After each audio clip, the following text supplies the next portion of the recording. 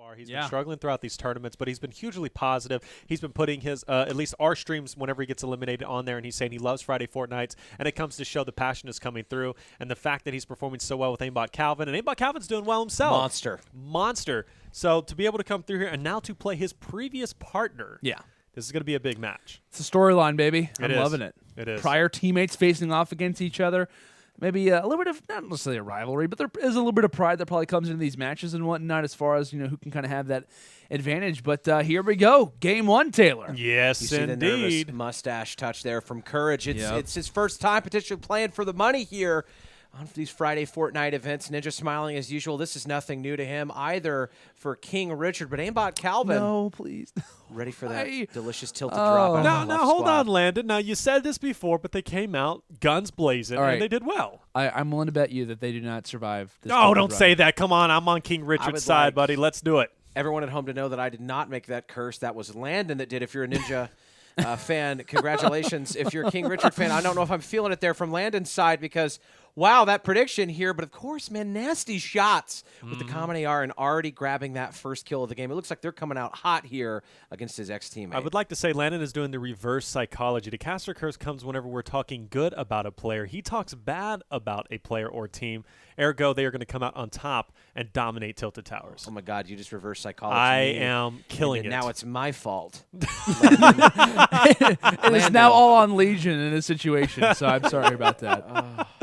You did it. Oh, he's got – but look at this. Look at the loot already. Look at the inventory on both ends. Trap coming out. Of course, it's a little bit better, I think, for Aimbotcalvin. He's got that blue tack in his back pocket plus the green pump and the green AR looking relatively solid. But the initial drop is really the hardest part and the scariest part when it comes to Tilted. They've already broke that. So at this point, they're looking pretty solid. I just want to point out, we talk about landing spots, of course, for Aimbotcalvin and King Richard.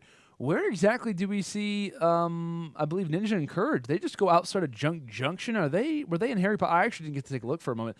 Were they in Harry Potter, or where do they exactly go? I don't really know the exact landing location. Either way, it's definitely not a risky pick by any means. They kind of go on the outskirts, and I guess it's a little bit surprising to see that we don't see them maybe go toward a typical landing spot, but I guess when Lucky Landing isn't necessarily available or in the limelight, Ninja and Courage need to switch things up.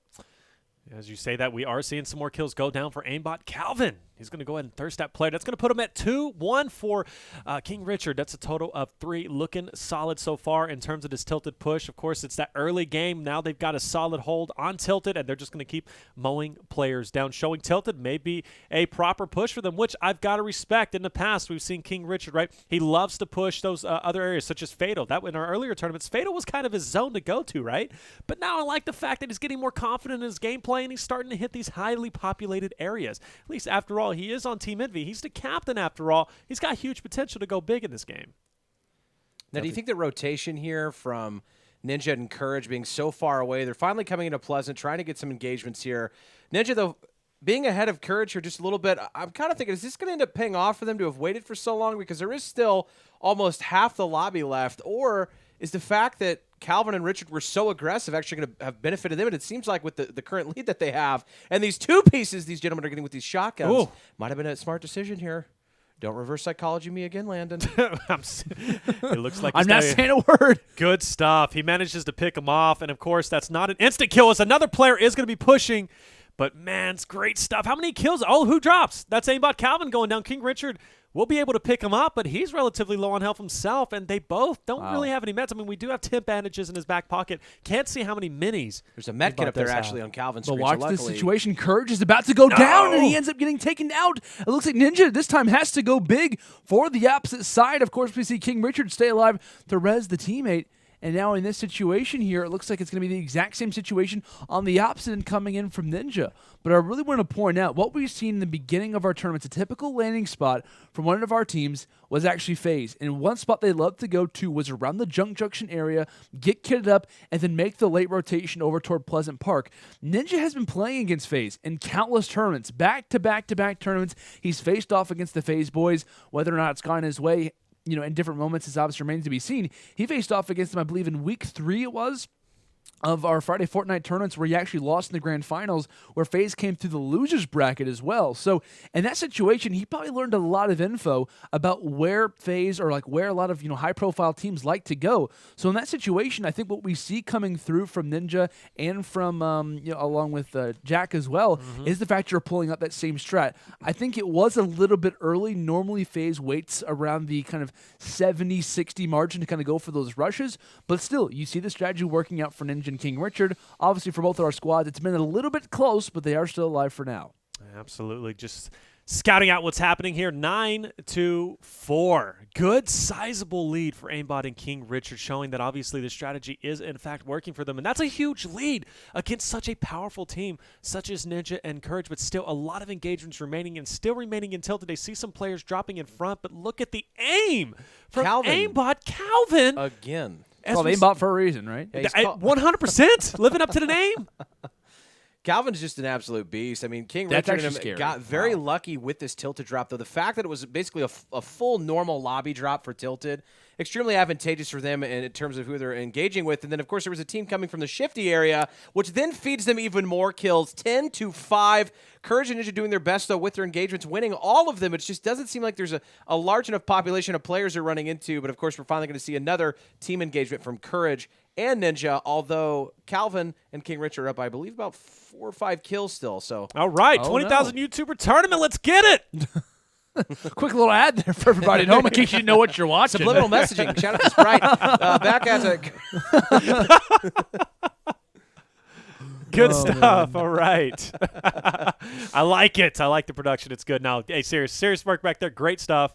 Hey, it's only a two-man team back there, and they're totally running this entire tournament. 15 to 20 screens to be managing, I believe. Literally 15 so screens shout back out there, to production. Actually, I think there's 18 screens. 18. My brain would just explode, and I would start crying and request help. So shout out to those guys tonight. And, of course, Calvin and Richard, guys, 13 kills combined, 9 for Ninja and Courage, still 24 players remaining. I'm so nervous. I haven't been this nervous in a long time. I just want to see who's going to win. You sound like a concerned mother, and, of course, as you are, well, maybe I don't know. Courage, you say, is your son. I'm a proud mother right now That's what that he's made it this far into the tournament. Wow. I want everyone to know. As adopted father, he adopted me.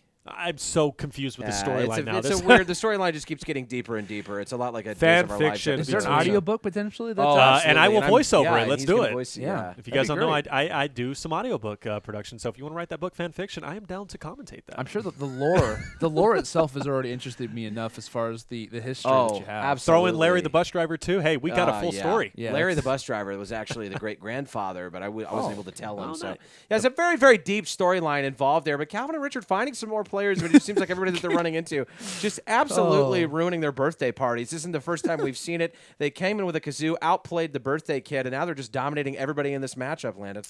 They are indeed, my friend. That was a great transition you just made. I'm not going to lie. I totally just ruined it, but I had to give you the props for it. But as we actually take a look quickly at Ninja's screen, of course, trying to make it to the top of the mansion here of Loot Lake. Of course, the King of Twitch does deserve a rightful crown, and this is a nice spot to be in. Of course, has the hunting rifle from the long range, narrowly misses that shot. But if we know anything from Twitter clips, from YouTube videos, this man does not miss shots like that very often. I know, and if you guys want to see previous or future Twitch clips on Twitter, go to UMG Events on Twitter and check them all out. We have a full team that has been getting the clips from these tournaments from various streams. You got to check them out. Great stuff coming from them, but still a close game at this point. I'm really happy with how close this is. Of course, we laid down the storyline with Ninja and King Richard being previous teammates. We have only how many engagements remaining? We have 17 engagements remaining total. Still an extremely close game. Overall score, though, King Richard, Aimbotcalvin still leading the way, showing Tilted was the way to go, and I am proud